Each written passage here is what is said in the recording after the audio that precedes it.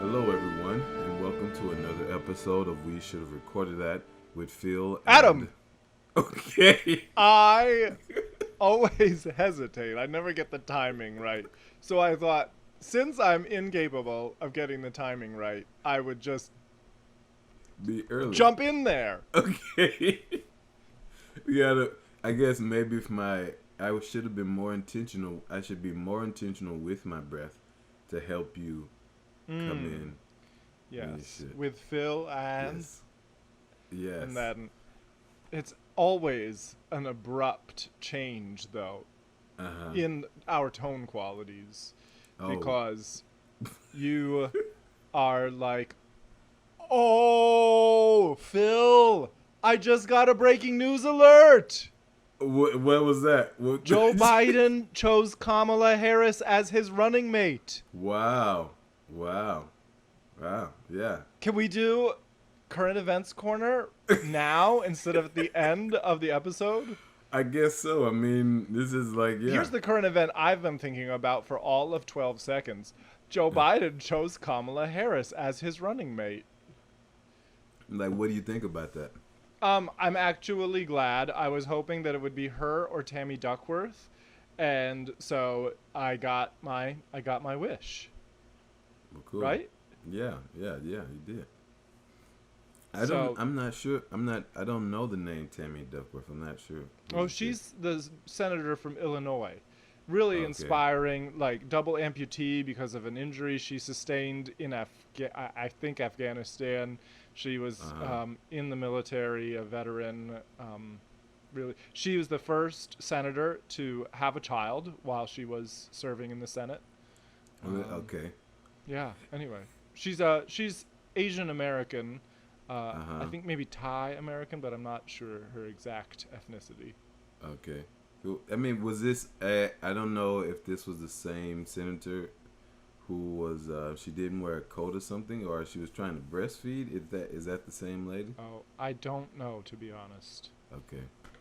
But I'm happy about Kamala Yes. Harris. Right, that's the Because important I think part. that she's also, so yeah, if, how do I say this? This is really jumping the gun. This is not, dear audience, welcome to my real-time reaction to getting news as we record this Right. episode.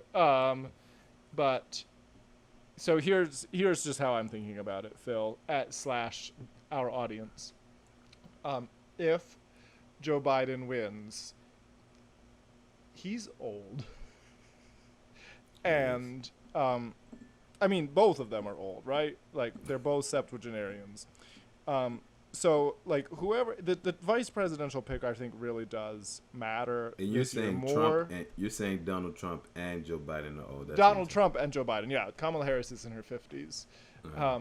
So, yeah, I mean, really, both of them, their vice presidential choice is, I mean, actually of some consequence.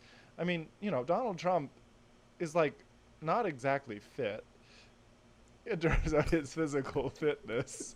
I mean, like, all you need to see is a picture of him in a white polo.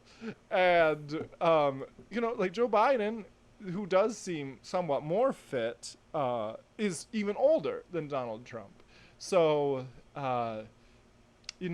we just need someone who's ready to govern.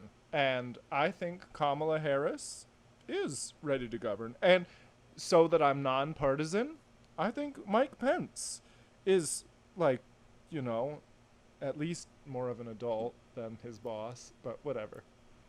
I mean, I guess maybe in a future episode we could talk about why do we keep nominating and electing people so old, Why? Well, it's because you're not yet 35, Phil, so you can't run for president.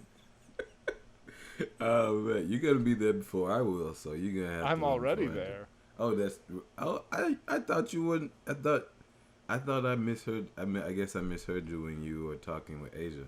So No, I am you 35. could run. Can I actually? I went. I do listen to our episodes. Do you listen to our episodes, Phil? A little bit. Well, you do the audio editing. Yeah, of so them. I'm listening. So you do, yeah. Whereas I listened to them after they've been released, Uh-huh. and I was behind, but I was in the car a little bit this weekend, and so I got caught up, and I listened to our episode with Asia. What was that, episode 7? I think so. 3 or 4 weeks ago, yeah. And Yeah. I yes, I was really glad when Asia pointed out that starting at age 36, I will no longer be a young adult, nor will I be a middle-aged adult. I'll Right. just be an And adult adult. without description. No modifier, just an adult. That was a good part of the episode. Yeah, I like Asia. Speaking of good parts of our episodes, audience, this episode is devoted to it's sort of a retrospective. This is Yes. our 11th episode, and we're doing a retrospective on the first 10 episodes and what we've learned, and the what we think of what it's like to record a podcast, which is, I won't speak for Phil. That's something I never saw myself doing. What about you, Phil? Not seriously, no. Yeah, COVID inspired us. Yeah, yeah, Yeah, definitely. and maybe we'll even have a brief discussion on the future of this podcast and where it heads now. It's B, my dog, wants to chime in about that. As you can all hear. But Phil, since we are going out of order this week due to breaking news, what do you? What is your current event for our current events corner? Out of place. I think my current event is kind of a more somber thing. We were just talking about it, but just kind of the state of education right now, and especially um, primary education, and I am a teacher I'm at a private school right now, and we're just trying to figure it out, and so I'm just asking if you're not a teacher or a parent, because if you're not a teacher or a parent, like it's you probably don't understand what's going on, like don't really grasp what the gravity of what's going on. But I'm just asking you to pray for us, and be thinking about us. So yeah, that's my current event. Go ahead. You want to unmute? Can you unmute? I'm sorry, Phil. I unmuted because B is going crazy, and I yes, It's okay. she's just a little bit excited, and then she comes in. She does like get away from the window, and she comes in, and her tail her tail is lethal, and it starts banging against the stainless steel garbage can in the kitchen. It's just like whack, whack, whack, whack.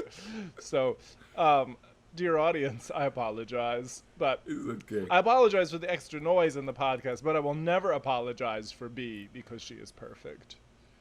She is. She's a beautiful dog. Yes, We love B. she's a beautiful dog. All right.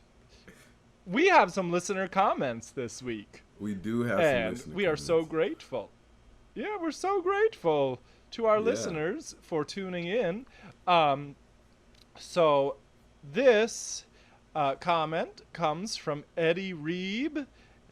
Eddie, awesome student at Roberts Wesleyan College. Thanks for listening, Eddie. He is commenting on last week's episode 10, on church music with Gary Matthews.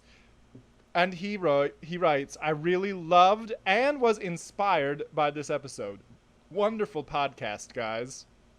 Well, we are so glad to hear it. Thank you for listening, Eddie. Thanks, Ed.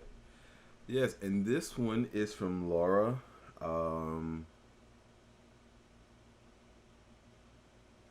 I'm not gonna try to pronounce the last name because I don't think I got it, so I'm not gonna pronounce it. But Laura, I think I know Laura. She's from Pierce, and so if you know, she played like she is a double bass. I guess is that the right? Okay. She plays the Yeah. double bass, and she also is a singer, so she sings with the Julie's choir there. And she was commenting on our episode with Julie about church music. And she says, "Thank you so much for sharing. So good to see all three of you lovely people." She was, and this was on YouTube, so she watched our video. That's awesome. Yeah. We have people interacting with us on Oh, Facebook, Instagram, and YouTube. Yes, Phil. I just remember how to pronounce the name. Laura Sarche. She just So it's like a French name. it is. Yeah, I would have said Laura Yes. Sarchet or something like that. Sarchet. Yeah.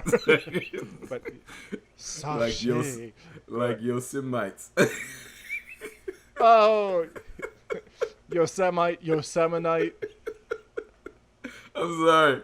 Oh, that is an easy mistake to make. I get it. That's why I'm Yes, like no, I don't. we all have like our just like brain fart moments. Uh-huh. Yes. Yeah, we do. But anyway. I mean, yes. Just because you mispronounce it once doesn't mean you know that you don't know how it's pronounced. Sometimes you just read a word and you're like, I'll tell you a story from the 3rd grade. Okay. We had a spelling test, and for some reason it was like a spelling test of prepositions, and the teacher asked us to spell the word of. Uh-huh. And I just was like, what is this word? What is the word of? Like cream of wheat? Like what is of? And I could not. And I was very good at spelling because I read a lot. And and so but I like for the life of me, can you believe I still remember this from the 3rd grade? But for the life of me, I could not remember how to spell of. So I wrote OVE. And I got it wrong. I hardly ever got items wrong on my spelling tests. I'm traumatized to this day. But I think that's valid though. I mean, Like who asked you to spell the word of, right? yeah, but I mean, but also I remember in elementary school too, just like words like of and other words where they are not how they sound. Like the phonetics. Yes. Right. And yes, especially those like prepositions. Mm-hmm. Like of or even the word I. Like why is the word I a capitalized I? and not like AI lowercase. Just thinking phonetically. It seems awfully egotistical to capitalize your personal pronoun. That's just me. I mean, A, like the A in front of the I would still be capitalized, right? Would you Why? capitalize? The word Nope. I is the personal pronoun isn't capitalized in other Western European languages. Oh, really? Okay. Truly. Je, lowercase je. Ich, lowercase ich. Learn something Yo, new every day. lowercase yo. Yeah. Truly. Yeah. I think I would have. I was thinking about it around this whole situation of the Yosemite thing. I think I would have liked to have learned Spanish. I would have liked to have had Spanish or Italian be my native language because they're like there's just less other stuff in the much language. more phonetic. Yeah, much more phonetic. It's in, but yeah, I got that. And I mean, I was looking it up. Then I looked it up. So like Yosemite is, I think, the name of a tribe, like an Indian, Native American tribe, and so like that's why it's it's not phonetic because we probably tried to spell like that's the spelling, the English spelling of whatever the Native Americans were called. Native Americans spelled it. But so a little bit of info. this is the most off-topic little. So this is what happens when we don't have a guest. Yeah, right. We just meander. What was I saying before? We have people interacting with us on Facebook, Instagram, and YouTube, and Phil Right. is going to tell you how to find us there. Yes, so you can listen to us, find us on YouTube by searching our name. You should have recorded that with Phil and Adam. You can find us on Instagram and Facebook by searching WSRTwPA.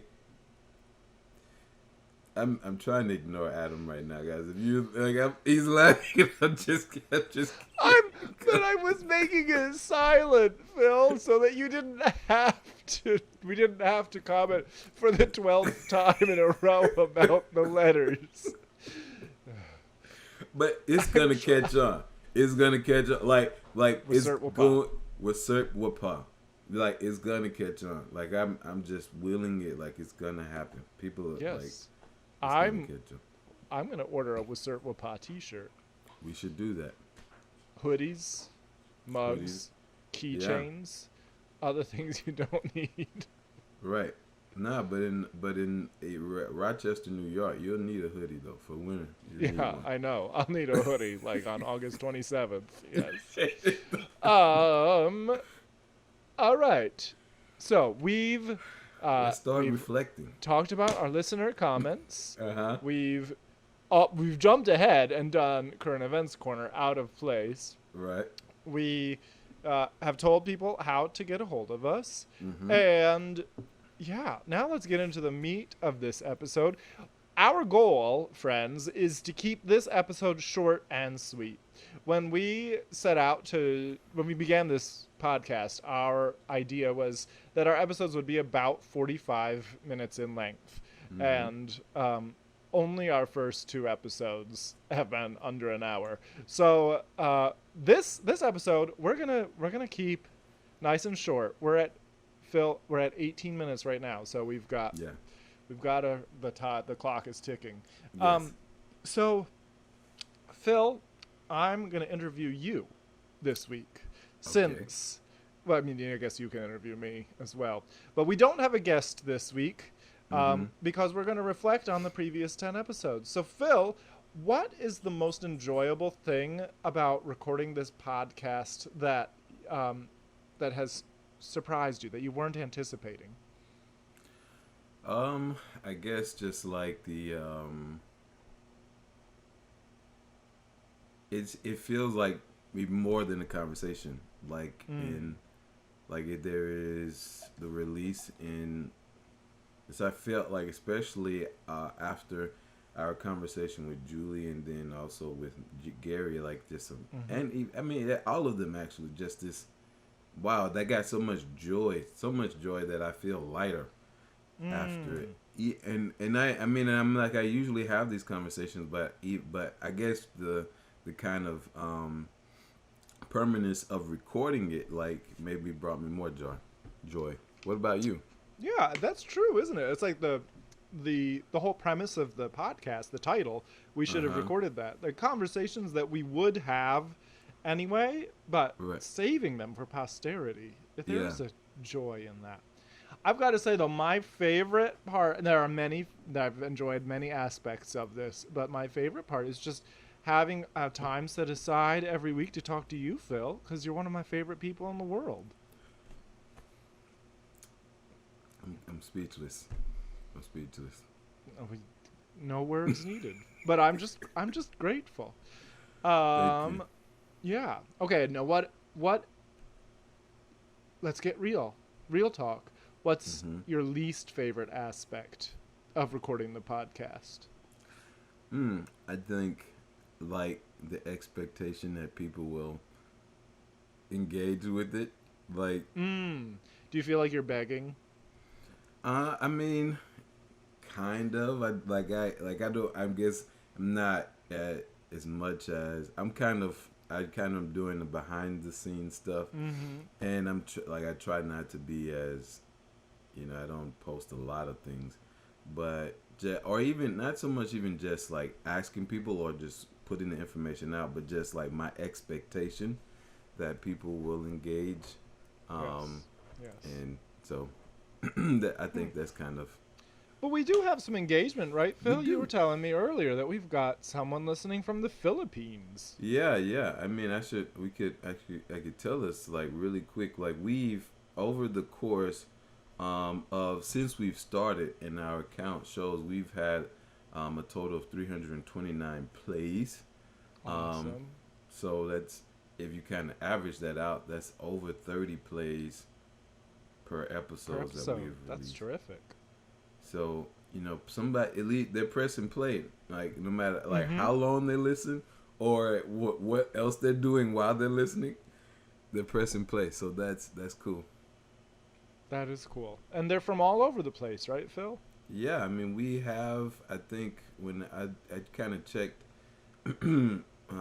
we have listeners back in Florida around the area where I am. I should also shout out the pastor at my church and several members. He kind of he we were I was talking to him about some of the things some kind of a theme I was noticing in some of the episodes, and he suggested a topic. So hopefully we'll touch on that later. But I think we have about 17 states now. Awesome. Yeah, 17 states. So Beautiful. that's cool. Um, cool. My least favorite part. I mean, I don't. Okay, I don't want to put this. I don't want to frame this entirely in the negative, Mhm. because I am immensely, immensely grateful for the magic of technology. But my least favorite part is just that this is yet another thing that requires me to sit down and interact with someone through a computer screen.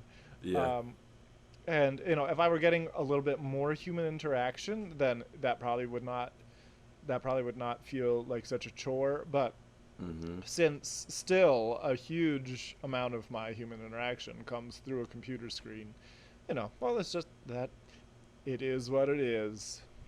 Yeah. I don't know if maybe if we were drinking the same brand of water, would you feel better about that?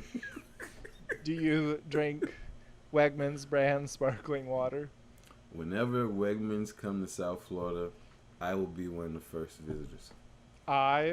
Who was I talking? Oh, my friend Ray. We were talking this week about he went to Wegmans on a trip or he went to Publix on a trip to Florida so that he could see what everyone in Florida was talking about. Uh huh.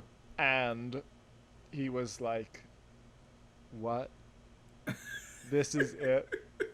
Why do these people like this?" I mean, when you come from a Wegmans, especially in Rochester, where all of them, I think, have a dine-in area. Like you can get hot food and eat it there. Mm-hmm. All of Yes. the other things you can have, like you can get bulk candy. I Mm-hmm. mean, that has kind of This gone is away. Phil. This should be your expectation in a supermarket. I mean, This, yeah. I know to all of my Florida people. I don't know if any of my Florida people are listening, but I respect that you like Publix because it's all that you know. Hmm. But But if you come visit me in Rochester, New York, I'll go. Well, I'll take you to Wegmans. We'll spend half a day there, and you can experience what a grocery store should be. right, right, All yeah. right. So Anyway, anyway, when Wegmans gets that far south, Phil, poor Publix is doomed. yeah, it's gonna be rough. But I mean, they're like Publix on. I mean, you know this. You spent time in Florida. They're Hmm. Publix like, there are at least 4 or 5 Publix within probably a 2 mile radius of my house.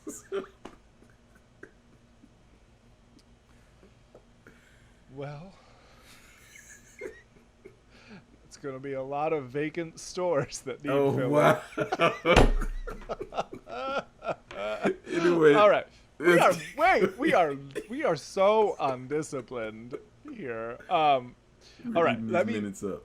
Yeah, that's okay. These are the questions of the universe: Publix Right. versus Wegmans. You know. Mm-hmm, mm-hmm. So, Phil, do you have a favorite episode? I mean, disclaimer: all of our episodes are pure gold, of Yes. course. Right. But Yes. do you have a favorite episode that we've done? I think I would say. I think I have a more time, one that I think is maybe more timely. Probably the episode with Asia, because Yeah. I think just the conversation around, and I think we can kind of I get extrapolate that out to what any other community or other things that we ourselves don't know about, having those conversations with people, and giving space for those voices. I mean, that's what's kind of becoming the thing, and importantly in this time right now. So Yes. that was Yeah. So episode 8 for you was your favorite. Mm-hmm. Mm-hmm. Yeah. It was a great one. I was just listening to that episode, and that was the episode where I was determined that I will soon be an adult, but not a young adult. Yes. What about you? Do you do you have a Well, I've really enjoyed our conversations. I do think so. I have to balance this I listen to a lot of podcasts, and then I also, am now co-hosting this one with you. As a co-host, I much prefer our episodes where we're interviewing someone, where we're having a conversation with a guest, because they get to do the bulk of the talking, and we can just Right. ask questions, right? Mm-hmm. But I know that as a listener of some podcasts, especially the podcasts like this one that are like, not produced by an editorial team at a major publication. Right. We ain't NPR. Mm-hmm. I really want the perspective of the host or hosts, and so I'm glad that we're doing an episode where it's just the two of us, even though we don't really have a topic to talk about. It's just us freewheeling. I think we will make it a point, since I listen to podcasts and I really want the perspective of the hosts. We'll do episodes from time to time where where it's just you and me shooting the breeze, Phil. But then, for me as a podcast personality, do we qualify as podcast personalities? I think so. Yeah. Okay, yeah. I much prefer the episode with interviews, and I really, really loved last week's conversation with Gary Matthews about church music. I mean, he just has such a wealth of experience. He's been doing church music full time for a long time. He is just a really wise and godly man, and so it was just a really inspiring conversation for me. It helped remind me of what I want to do as in my role as a church musician. Mm-hmm. Mm-hmm. So, yeah. Phil, I'm curious about your just be real. Is the editing and the tech side of the podcast, how labor intensive is that? Because I worry about you. I join you on a Zoom call for an hour and a half a week, and then I go about my day. But you put in more time than that, and I just want to make sure that you're okay.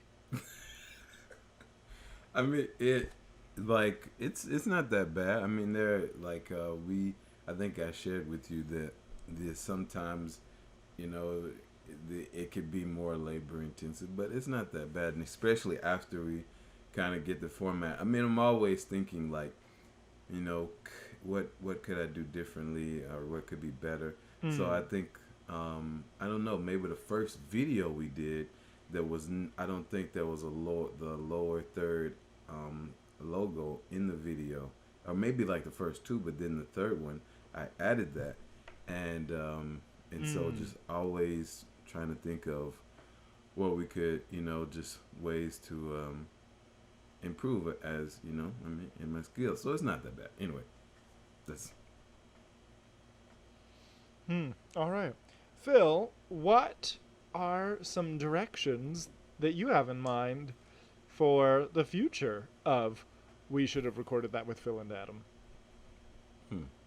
I think one of the things we could, from previous episodes, we've talked with, even from our episode with Jeanette, like Mm-hmm. foundational documents and routines. Like that's what we like, Mm. liturgy, like those things that ground us. Talk more about that, like, and how we experience that in the church. Um, yeah, I thought like that was a theme through Jeanette talking about, like going back to your mission statement, and Julie Yes. and Gary talking about liturgy, just, you know, those founding Yeah. documents. And yeah, sneak preview for our audience. We are working on booking a couple of guests on the topic of liturgy, Mm-hmm. um, because that is a topic that, although the word liturgy seems very churchy, doesn't it? Yeah. That is a topic for all of life because our lives have liturgies. They have rhythms and routines.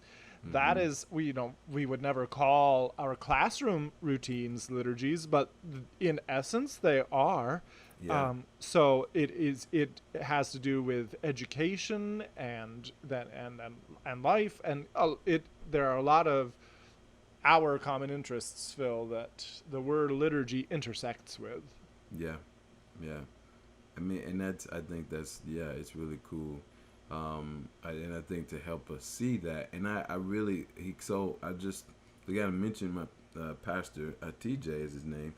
He mentioned Mm-hmm. James K.A. Smith, and Yeah, James A.K. Smith. A.K. Smith, excuse me. Mm-hmm. And and the idea of cultural liturgy, like exactly what we're talking about, Yes. and just trying, and like, and you don't realize how, and I think our routines are come from the desires that we have. So it's not, and they then influence, it's kind of a repeating thing. They influence each other. So Yes. yeah, that was cool. Yes. And Phil, I just wanted to look it up because I spoke so authoritatively, and you were right. It is James K.A. Smith. Forgive me. No I problem. was so confident in my rebuttal that I needed to look it up because the moment I had said the opposite, I was like, why do I think that? So, It's you okay. were right. James K.A. Smith. Uh,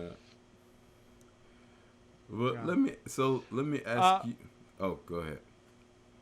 no, no, go ahead and ask me your question. Just remaining cognizant of our goal to keep this Right. episode short and sweet.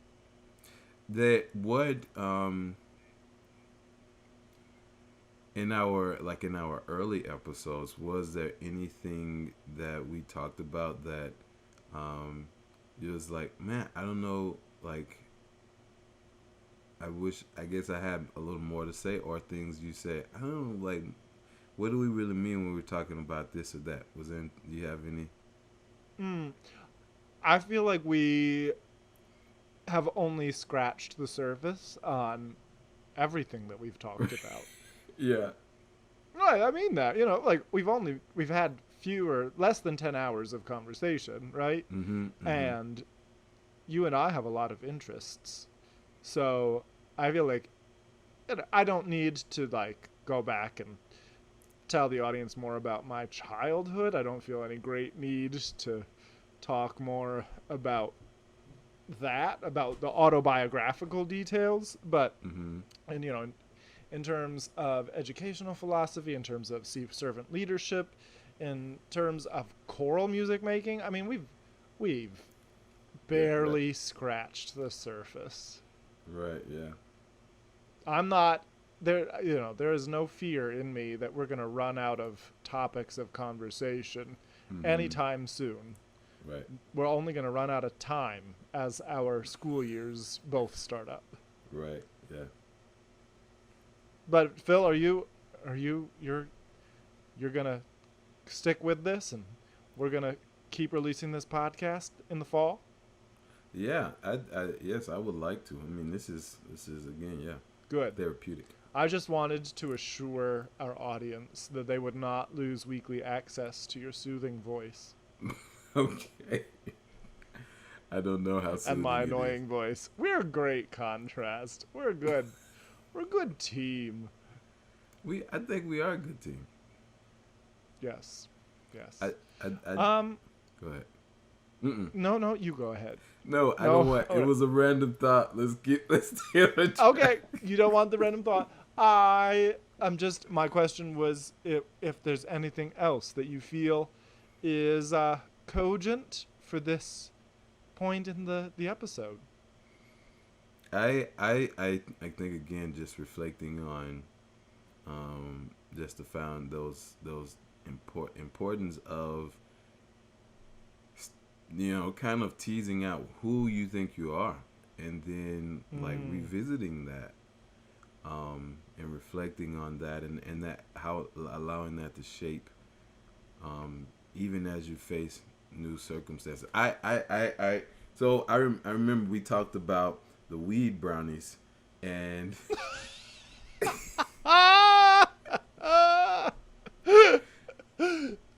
which episode was that? Because if any of our audience is hopping in right now, they think I've done something I actually haven't done. Yes. I don't know if it was episode 2 or 3. I feel like it was episode 2 because episode 3 I think we talked about leadership. I mean servant leadership. But maybe it was episode 2 where we but anyway, quick recap. You were concerned, you were given some brownies by a former student, and you did not even open the wrapper. I didn't even unwrap them. Yes, because she had this sly smile on her face when she gave them to me. Yeah. And so we kind of had a little conversation about weed brownies, and we have covered the gamut, haven't we? Oh. But I think during that conversation I said something that I wanted to elaborate on just a little bit, that I didn't see anything wrong with weed, or I guess smoking it, but just consuming it in general. And I think for me,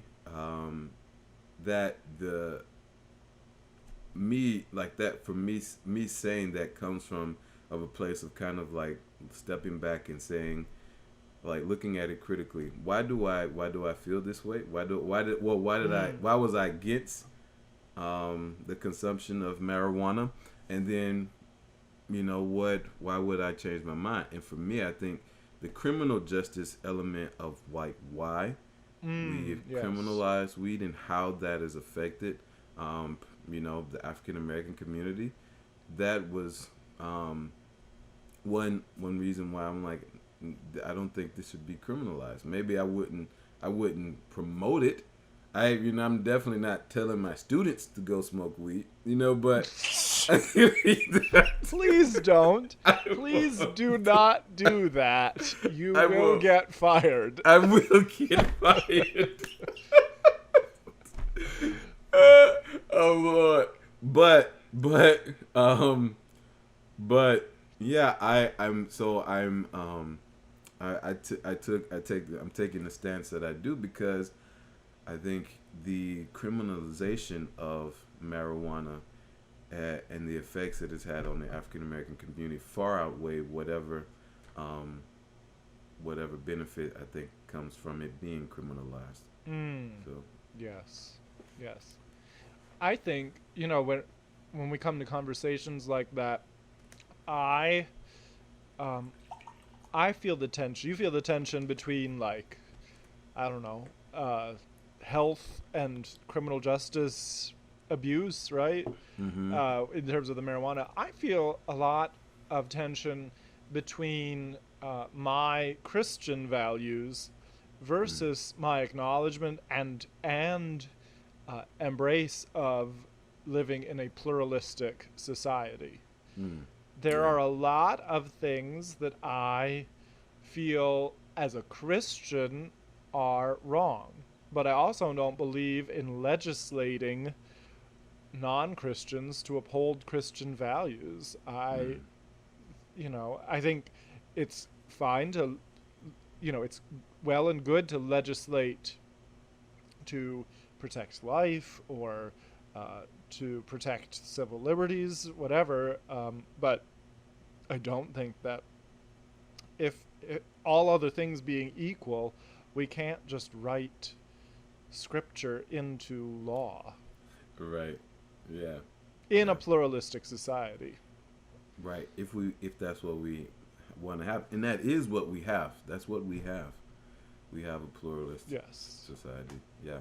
Right. And I think that's good. I want, I want my Muslim neighbors and my agnostic neighbors and my atheist neighbors and my Buddhist neighbors and my Mm-hmm. non-religious neighbors to have the exact same freedom of religion that I have.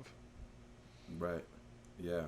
And I think just the finding the balance of like just allowing liberty and Yes. and just keeping that in such a way that it doesn't, and the only way we restrain it is so that your liberties don't I guess limit other people's liberties, in Right. as much as we can. So Yeah. Yeah. It's just not, I don't feel it is the function of the state to, I mean, hear me loud and clear. I believe that Christian values, as outlined in the Bible, are the surest, the surest road to human flourishing. mm-hmm. I hope and want for everyone to adopt those values because it's for their own good. Mm-hmm. But I also don't think that the people's adoption of Christian values can be legislated. Yeah. Yeah. But that's just me. What do I know? The you were talking. I think maybe we'll make this our last point of conversation. But you were talking about the importance of foundational documents. Phil, have you ever done so for yourself personally? Our organizations and our institutions do that as a matter of practice. Have you ever written out sort of a personal statement of mission? I don't know if I've written it out, but I think I've definitely I reflect on it. I mean, you did when you were in my secondary methods class. Well, I mean that's for being a teacher. I mean, so it's for being a music teacher. I'm sorry. I asked the question without even thinking of that, and then when you were like, "No, I don't think I have," I remembered that I give that as an assignment. Yeah, so as a music teacher, definitely. I mean, I've thought about that, and I guess that does kind of that's a part of who I am as a person. I'm a music teacher. It's one of my identities, Yes. and so yeah, I guess I have. But in and so I think some of those like the principles of that I wrote about in that would encapsulate the larger scope of my life. So yeah. What about you? Yeah, yeah. I actually, well, I had to write one of those when I was an undergraduate student, and Uh-huh. in terms of a sort of like a philosophy of music education, um, and I still give out. The example I give in class, the class that you took with me, Phil, Mm-hmm. is an unedited version of that because those Mm-hmm. values still stand. Yeah. Those broad over there. My methodology is totally different, and certainly my knowledge of music education is like in a completely different universe than it was back then. But Mm-hmm. the values, the broad values of who and gets educated, and the characteristics of a quality educator, those remain unchanged all these years later. So I guess that's a testament to a good mission statement, is that it's not so specific that it Right. only applies to a particular time, right? It is non-specific enough to adapt to new settings and new situations. Yeah, and I think the one thing I think the one thing that we've talked about in our beginnings, right, that we want to empower our students to Mm-hmm. go beyond just the music that we teach them, and I think if you engage in conversations with me or Adam, that the thinking we want to I'm growing in this, but want to empower you to be able to know how to think more than what to think. And I think like what Right. you're saying about your mission statement, it like you can change your mind, but I'm still like there are still these principles of what I think about human life and how it best flourishes that probably won't change. You know how like Right. what does that mean for it to flourish? Like the details of that may change, but my desire for humans to flourish won't change. So Yeah. Yeah. That's so true. All right, Phil, anything else to say before we sign off? no, yeah, we're close. We're close to our time. Excellent. All right. Well, audience, stay tuned. We are working on an episode for next week on liturgy. So we hope that you'll come back to us. And we hope you've enjoyed this very informal, very unstructured, Yeah, very off the cuff discussion of what it has been like to record these past 10 episodes. We look forward to the next 10 and 100, yeah. 1,000. Wow. We'll just keep on going Keep on going till we can't anymore. Well, until yeah, we can't anymore. till we can't anymore. All right. Well, then, I will say bye for now. Adios.